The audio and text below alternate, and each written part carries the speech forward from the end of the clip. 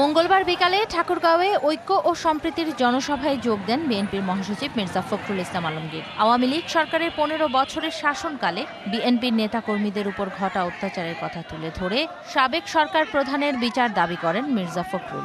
হাসিনাকে কি আপনারা ছেড়ে দেবেন? যারা গুলি করে আমার ছেলেদের মারছে তাদের কি ছেড়ে দিবেন? যারা গুলি করে আমার বাচ্চা মেয়েটাকে মারছে তাকে ছেড়ে দিবেন? যারা বাংলাদেশকে ধ্বংস করে অর্থনীতি পাচার করে দিয়েছে তাদেরকে ছেড়ে দিবেন? তাহলে স্লোগান তুলেন, খুনি হাসিনার বিচার চাই, হাসিনার বিচার চাই।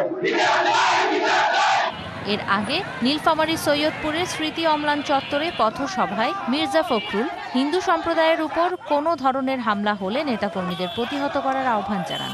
সকলকে একসাথে এই দেশের জন্য কাজ করতে হবে।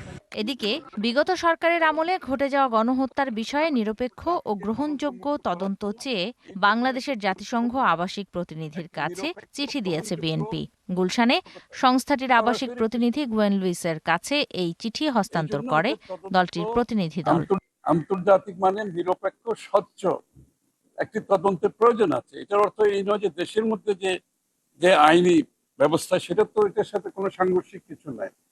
কারণ আমাদের আইন বিভাগ বলতে তো আগে আইন বলে তো কিছু ছিল না দেশে, কিন্তু সেটা এখন আমরা ফিরে পাচ্ছি, ক্রমান্বয়ে ফিরে পাচ্ছি।